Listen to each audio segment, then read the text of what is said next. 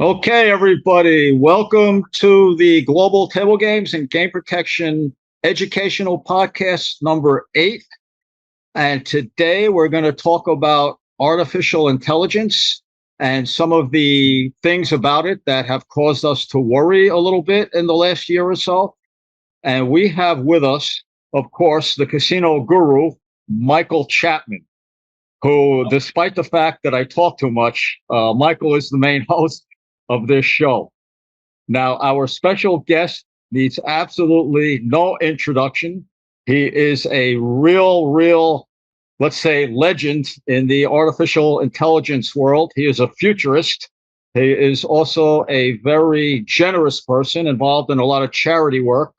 And the best thing for me to do is, and he is a accomplished author. But the best thing for me to do is let Sanjiv introduce himself. Sanjiv, would you care to say a few words about yourself, what you do, talk a little bit about these 2 great books you have coming out, or one of them is out already, and that one is about artificial intelligence. So would you give us the lowdown, please? First of all, Richard and Michael, thank you so much for having me on the podcast series you have. It's amazing, and I know you for several years now, and it's phenomenal, all the amazing work you are doing. So congratulations for that. Talking about me, I'm an engineer. That's the simplest introduction I can give. And to me, everything is about solving a problem, because an engineer, that's all I can do. Find a problem, solve a problem, find a problem, solve a problem. Talking about the AI, which is the new favorite for every single person we know, literally on planet. Even if you go to the remotest part of the world, they know what is AI, which is fascinating to me. It's just funny, like the term. I mean, 4 years ago, nobody was talking about AI. In the last 2 years, especially, every single person I talk to, they know AI. And I don't know if any of you attended the CES, that AI was with every single word. So it almost, I should not compare it, almost like .com in late 90s. Every single thing you put a .com, all of a sudden it become valuable. So it's fascinating how people are looking at AI. But if we go back in history, AI, that the whole, not just concept, the algorithm, the word was really coined in 1954 to 1956. So this is not new. This is around for so long. This is not a new tech. The technology is around from 1954 to 1956. But we have perfected it. We have made it better. We have made it usable. And that's the big difference today, what you and me see.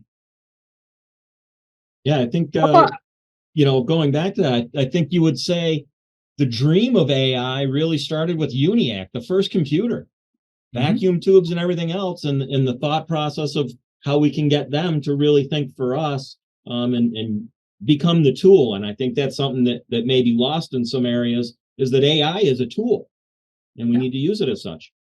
Yeah.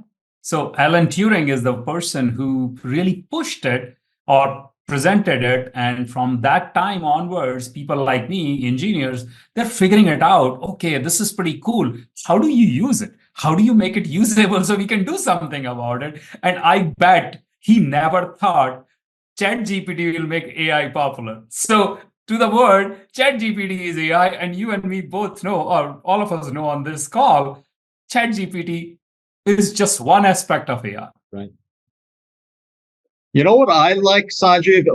You've written 2 books, and one of them is about artificial intelligence. What is the title of the book exactly?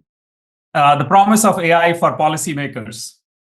Okay, the problems of AI for policymakers. And you also wrote another book about mega entrepreneurs, and I read them both. And I've of course also heard you present twice at the Global Table Games and Game Protection Conference.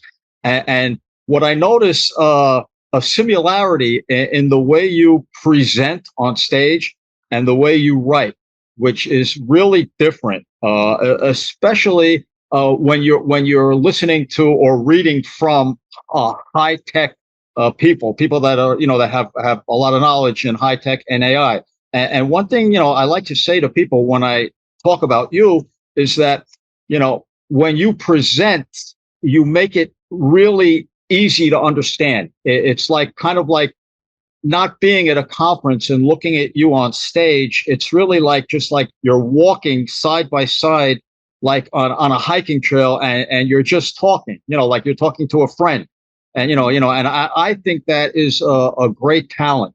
Not many people have that, have that ability to speak to an audience of people they're unfamiliar with, and really immediately break down the barriers, and make them feel like they're actually with you on stage.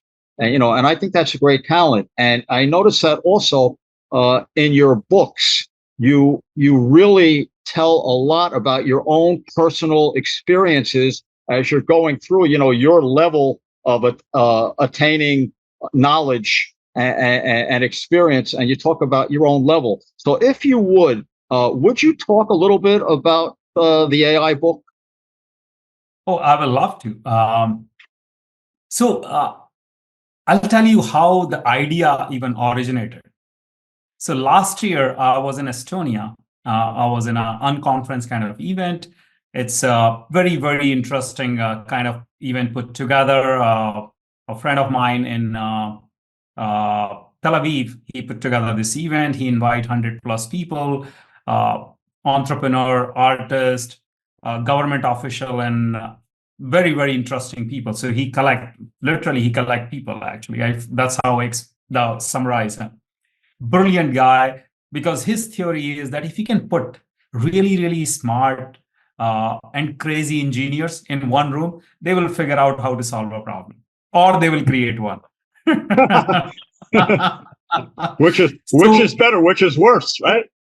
I don't know. So it's fascinating. And this is a brilliant group. So I got invited, so I have to go. I was in Estonia, and I thought of putting together a panel. I say, this AI thing is very interesting and cool. I've invested in a bunch of companies.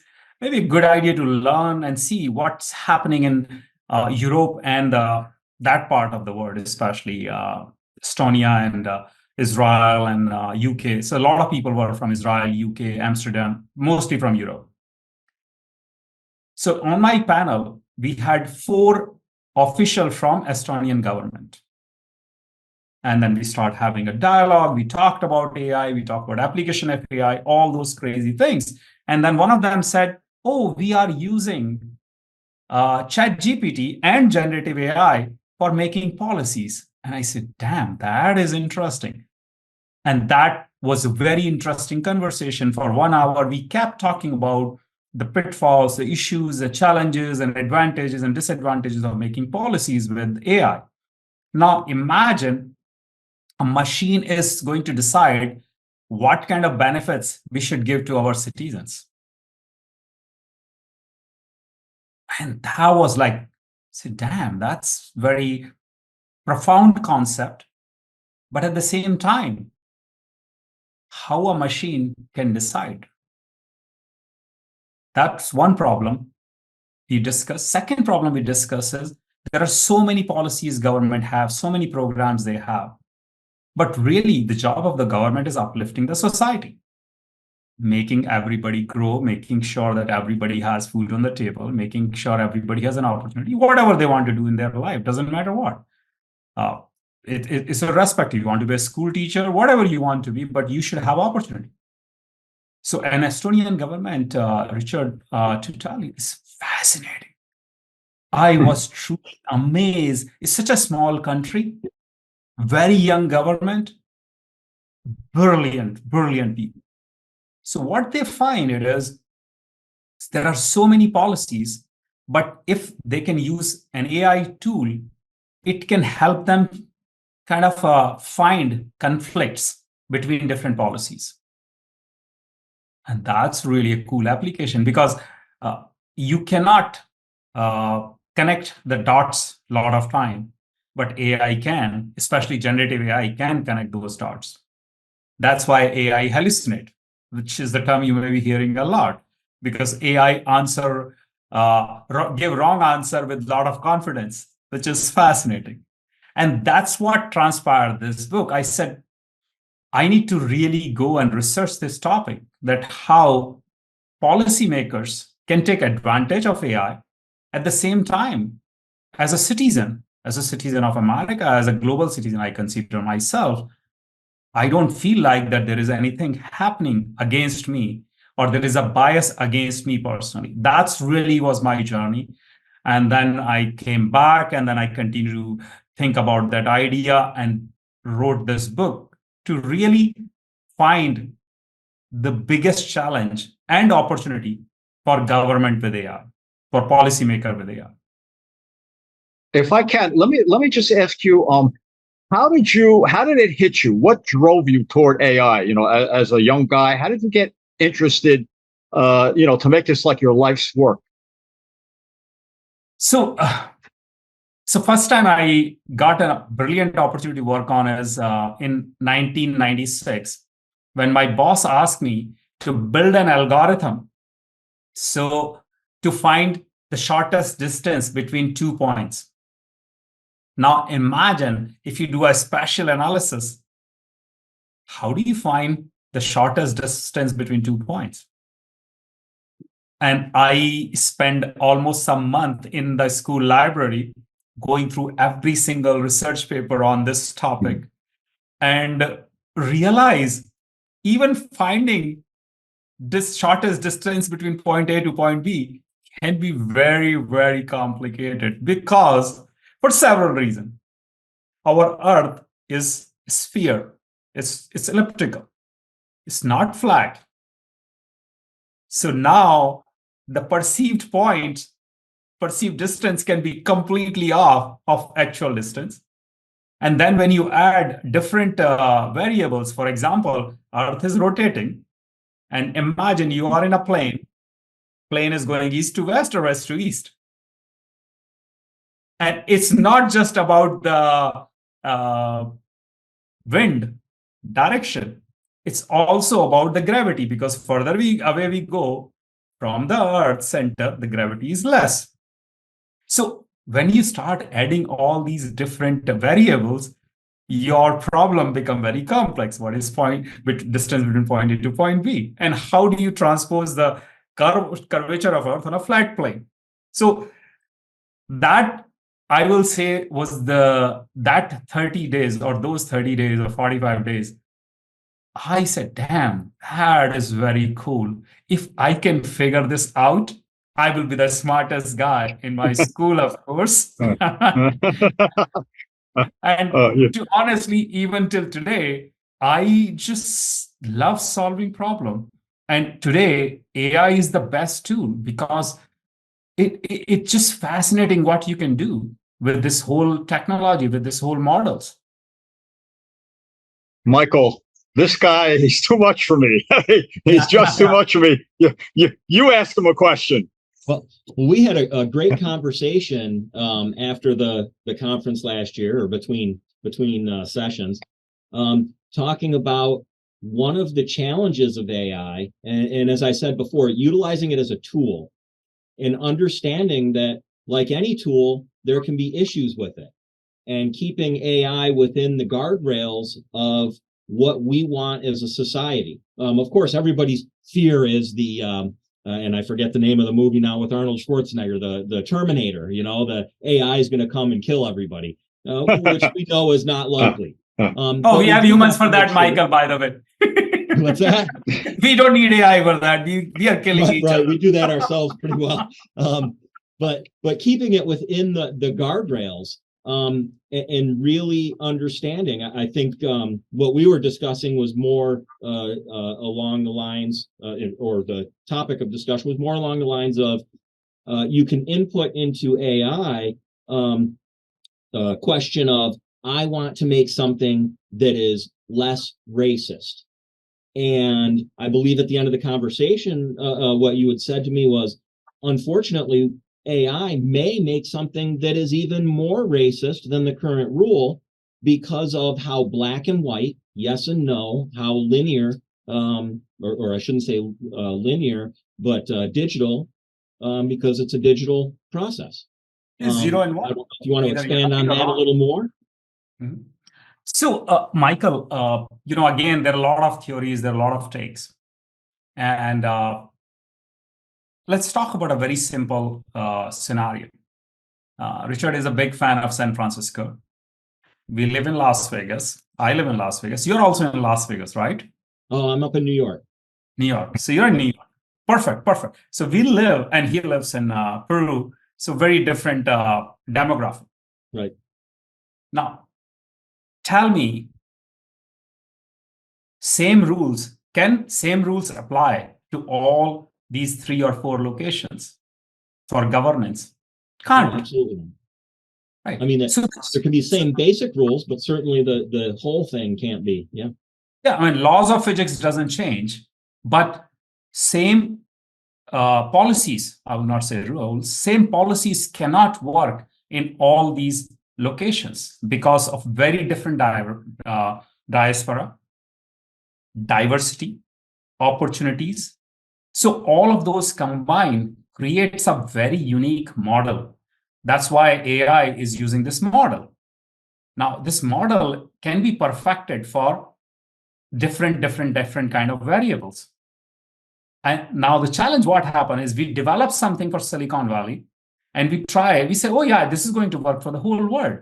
Now, how can it work for the whole world when Silicon Valley, the average income may be $120,000 to $140,000? Average home prices about $1.2, $1.3 million. Mm-hmm. So the same policy, same way of thinking won't work. And that is the biggest challenge I see with AI, because when we start analyzing things, we say, oh yeah, same model will work for everything. And it can't. Right. And that's a big challenge. So I am seeing it as there are 2 areas of challenges. One is the model itself, and the second is the bias in the data. Now, bias in the data is very simple, right? If we talk about demographic of Las Vegas, it's mostly going to be a Caucasian. If you go to New York, it will be very different. And on top of that, most people in New York may be somehow affiliated in financial world. Silicon Valley is mostly tech world. Right. The thought process is very different. Like, for example, I'll give you a really strange example. It doesn't matter how much money you make in Silicon Valley, people won't spend $1,000 on a meal. New York, I've seen it so many times. Right. So it's very interesting. We are talking about some very fundamental things. And that's the human nature. How do you bring all that and apply it to an AI model so you get something which is more usable, more valuable? Like, look at Richard, right? He has an amazing career. He did so many amazing things and crazy things for sure. We all know what he did.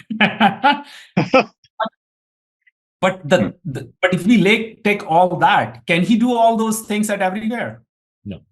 It's very different because he's in from that demographic. He understands that place. And that's what I'm talking about. So we can't use same models to solve every single problem.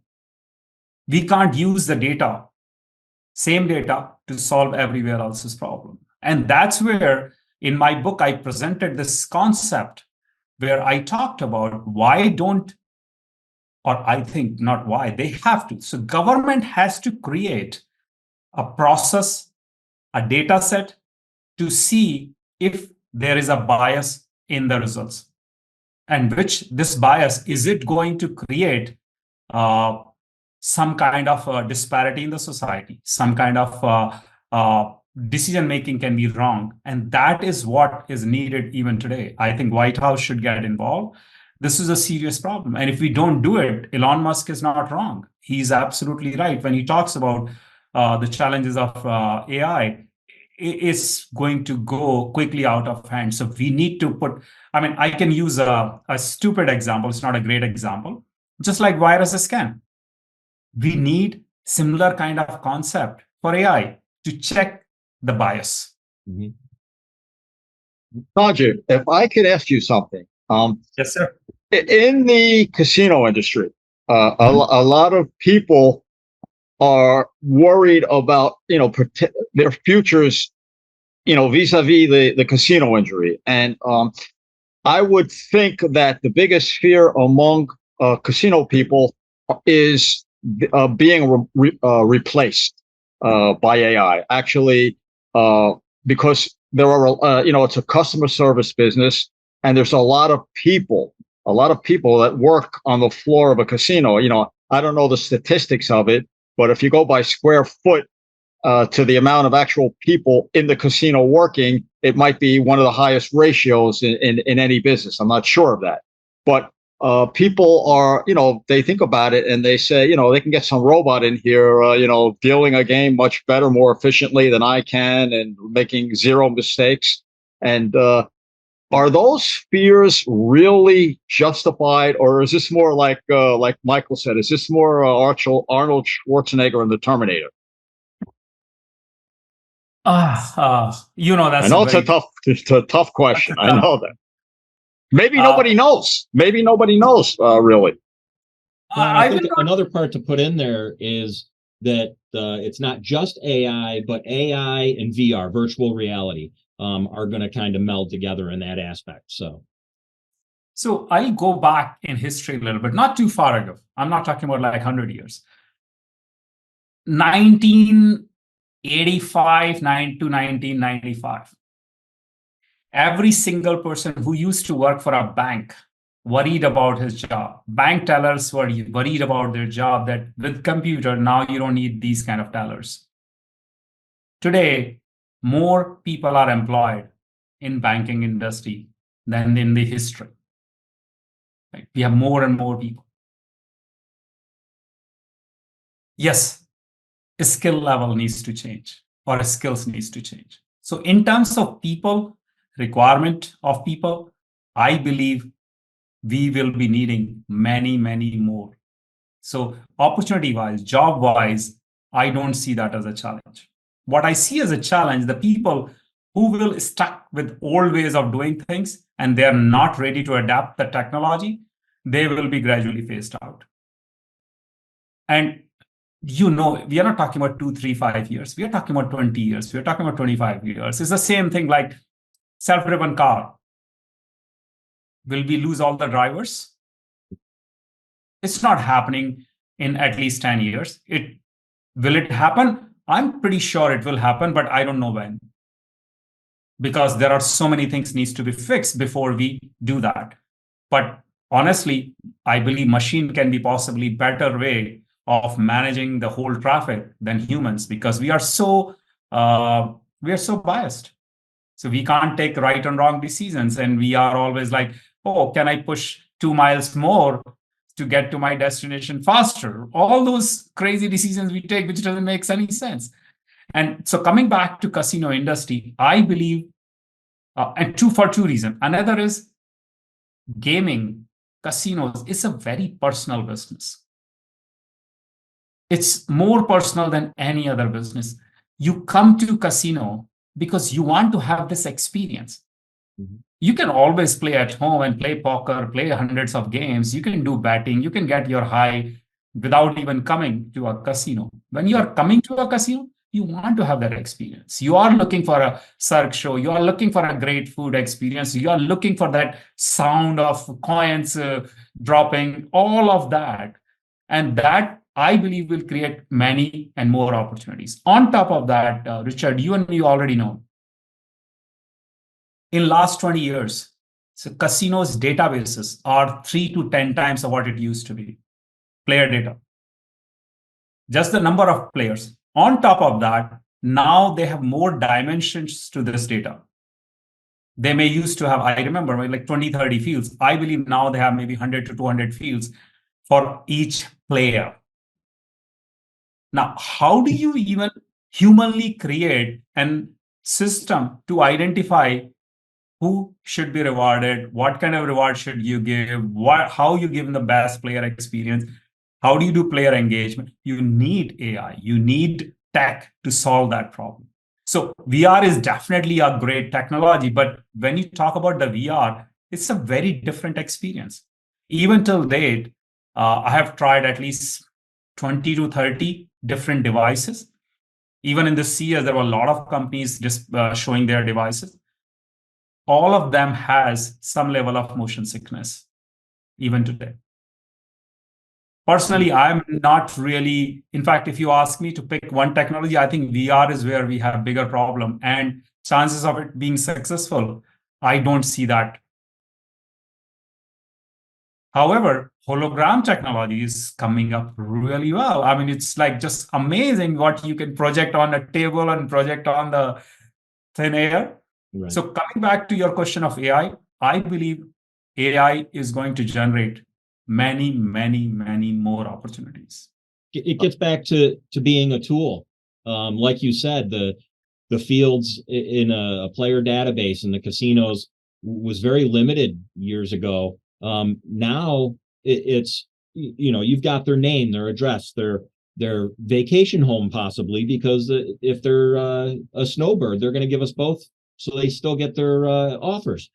You're going to have email addresses. You're going to have games they like to play. The technology that is out there to collect the data is so much greater today than even just 5 years ago. And I agree. I think the properties and the companies that really embrace AI as the tool to be able to pare that down to a human relatable level is the ones that are going to succeed. I mean, they don't have a choice, Michael. Today, there is no choice. If people say, "Oh, AI, the choice is yours. You want to go and live in the Stone Age, or you wanted to move forward. Decision is yours." I mean, AI is it's literally like electricity. Right. You don't know how it works, but the damn thing works. My bulbs are on. We are talking right now, and that's how it is. I mean, I think AI, like, think of it as very simple things. People don't realize it. Nest thermostat. Just a simple thing. It is just a simple thermostat, but it monitor where you are, where you're going to be, what time you're going to be, how many people live in your house, what kind of temperature you like, what kind of temperature in that region, what kind of temperature in that neighborhood. They do so much of analysis. And oh, by the way, they even check your filters. But when does that become dangerous, Sanjiv? We are almost. I mean, right now, it's like a fear. It's kind of like, in the back of people's minds. But when do you see that, if ever, really becoming a danger, where like somebody has to say, like a bunch of people like Musk and people really, who have control of where AI is going? When are they going to say, "Holy cow, this is really a danger," and how do we stop it? Can we stop it? So the answer, Richard, is we are already in that territory. It is already dangerous. Already there are so much information, especially, I don't want to name really call a couple of companies, but Apple and Google are two companies. They have so much data. It's unbelievable. And even not just about our personal habits and all, about our kids, about our friends, about friends' friends, about who is friends' friends. So much kind of data which is available in almost a structured form, and not unstructured like it used to be 20 years ago. Now with the AI, it is so structured. Can it be used against us? Absolutely. Are they using against us? Yeah, they are, even today. All the ad servers, all the ads you see, it almost feels like as if your phone is listening to you. You type a something on Facebook, and all of a sudden on your phone, you start seeing the same ads, and you're scratching your head. Is my phone listening now or what? And phone is not listening, but they are selling this data to each other. So it is becoming so invasive. So we, or government, or all of us have to figure out a way how to do something about it, because it can be used against me. For example, let's talk about casinos for a minute. Just because I'm an Asian, they may not give me the right offers. Or when I go, they look at me very differently than they look at some other ethnicity. So it is a huge problem. And we are in that area. And Europe is one region where they are really doing a lot of things. In fact, they have done a lot of work for even privacy earlier. They are leading. US is lagging behind. And I don't have the right answer. I don't know why, but we have to take a lead. It is a serious problem. When you say that, the governments have to do something about it, and like nobody could really know what the solution is, if there is a solution, but what in your gut or in your mind or both, what do you think? Do you think that there will be a solution, or it's going to just one day, even though we all want to control it and stop the negative part of it, will it get away from us, and just who knows what would happen if that ever happened? Or do you think that somehow it'll get to a level of and it'll reach a certain danger, and somehow the geniuses of this world will figure it all out and kind of like make AI perform at its best possible level and do the least amount of damage, or risk everybody to the least amount of damage possible? If it's a little hard for me to put these thoughts in words. But I got it. Yeah, Exactly. So, Richard, when I have free time, which I have too much of that, so I do think about this problem. I do see it as a huge challenge for us. And the problem is this challenge cannot be solved just by government, not private citizens like you and me only, not education institutions only, not just the non-profit policymakers kind of organization, or even private companies like Googles and Apples of the world. It requires a holistic approach. So answer to your question first, will we figure it out? We don't have a choice. We have to. Because if we don't do that, it is going to be a bigger issue for all these companies. So imagine if I start feeling too intrusive, I will stop using half of the services. I'll say, okay, I'm okay with Caveman. I will go and use the phone, which is a flip phone. I don't want my location services. I don't want everybody to know where the heck I go, who I meet, and how many people were in that. I mean, it is so intrusive. A restaurant knows how many people are there, who are there, how many the time they come without any permission today. You go and sit in a restaurant, you connect with their Wi-Fi, they know everything. You install an app and it asks for so many stupid permission that it crawls through your phone and start getting a lot of data from your phone, which has nothing to do with this app. And that is where governments and policymakers and even all of us has to be involved. Can it be solved? Absolutely. I don't see that as a problem. Can it be solved or not? It's just the desire. Now, the challenge we are having is, who's going to pay for it?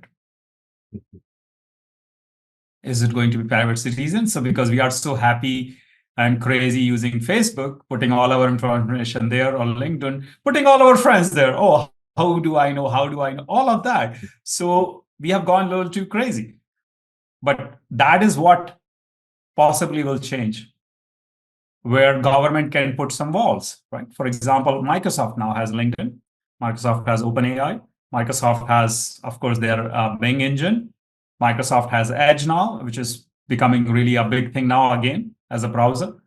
So Microsoft will have so much data about us that will be another company, and then they can have their own monopoly. So some of those things will happen. I believe a couple of things will happen, like maybe government can start an initiative where the data remains in some third parties, and all these companies can get access to it to provide services to us. Or they get access to our data to a limited portion of that data, not the whole data. They will be maybe able to provide an infrastructure where we are allowed to remove their accesses. So all my data, all my history, whatever they have saved for me is gone from their system. So there are a lot of ways this thing can be slice and dice and perfect it. And it's going to happen, Richard, sooner or later. 100%. It's just the timing. Like we are talking about only Apple and Google. Tesla is the same. Now, if you drive Tesla car, it knows so much about you. It's unbelievable. Of course, listening is there. They listen to every single conversation you are having. The car has every single time you steer the vehicle, so it knows how you drive. And they are, by the way, calculating every single inch. It beeps when you sway a little bit. Mm-hmm. So the cars know so much about you. All the telecom towers knows so much about you. The problem now is this was happening even earlier, but now it is available at one place. And I'm sure the systems can be put together to safeguard the citizens that, okay, this data cannot be shared with somebody else. You keep the data, provide the services, but you cannot share. And that's where I believe the legislation will come and government will come. After listening to you, it's like, wow, it's like, we're talking about 10, 20 years in the future. Like, imagine, like, can you even think about forget it. What are casinos going to be like? Brick and mortar casinos. What are they going to be like in 245 years? You can't even, it might be beyond our dimension of comprehension, the way this is going.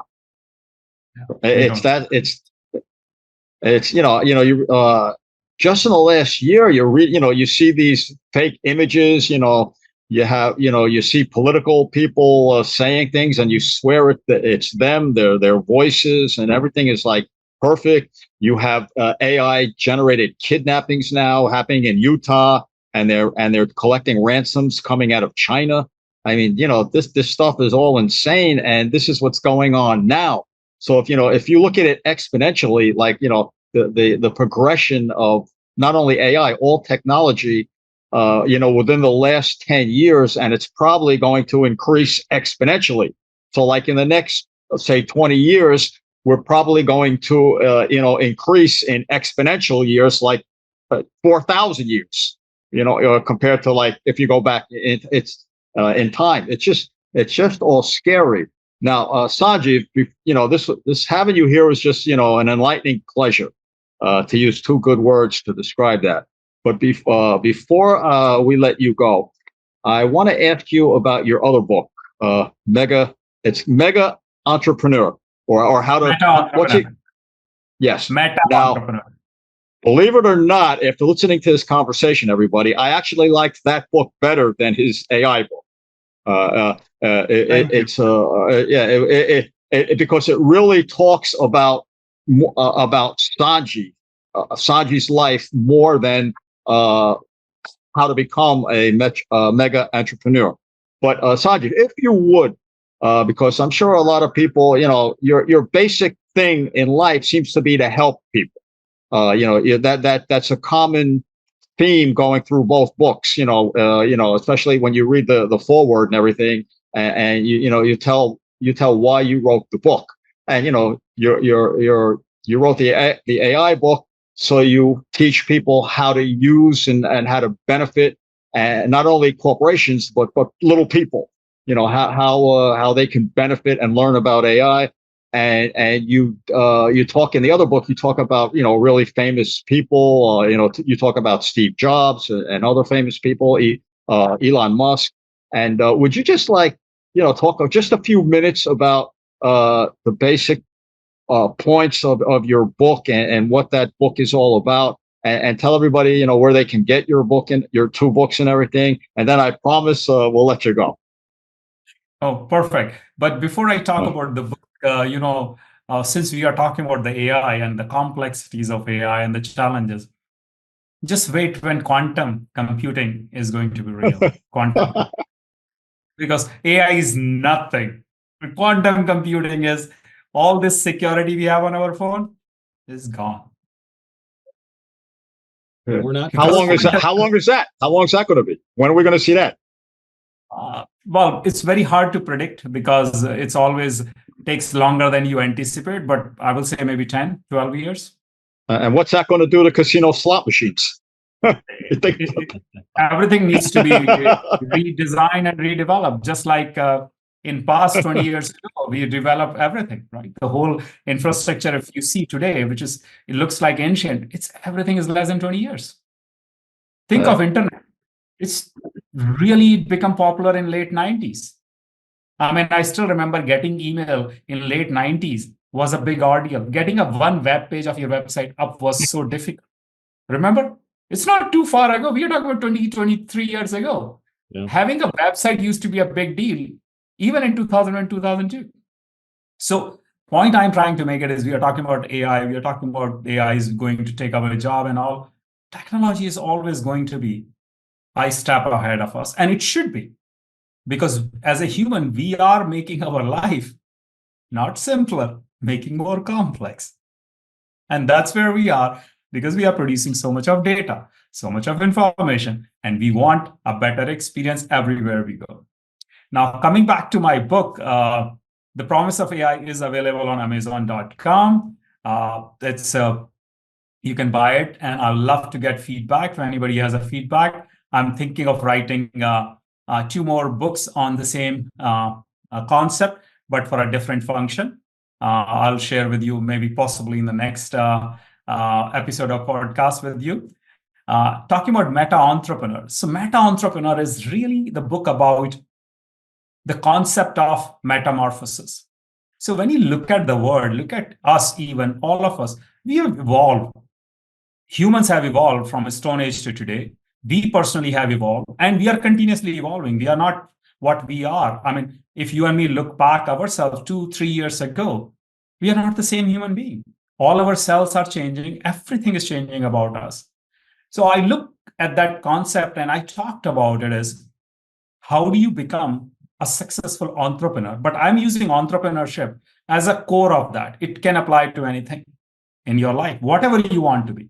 And it's not a spiritual book. It's not a personal health book. It's really about what can we learn from all the amazing things happening around us and the people around us, even whatever it is, Elon Musk, Steve Jobs, all of them have done such an amazing work. What they did different than an average Joe. And that's what I talk about. How do you push yourself? And the big thing I focused on is try to slice it in a way that it's easy for people to comprehend that you don't have to be the most amazing genius person to be successful in life or entrepreneurship. There are some very, very basic fundamental things. If we do, we can achieve whatever we want in our life. I mean, I come from a very, very humble beings, but so is a lot of us. I spent almost 16 years, 17 years in Silicon Valley, invested into several companies, and I have seen so many companies coming and going. One thing I find really profound, Richard and Michael, on all successful entrepreneurs is grit. They never quit. They will continue to pivot. They will continue to pivot. Doesn't matter how many times they have to pivot. Doesn't matter. We talk about Walt Disney, we talk about Steve Jobs, or we talk about John Doe, who is building the next startup, a next quantum computing company. They continue to pivot until they are able to solve a real problem.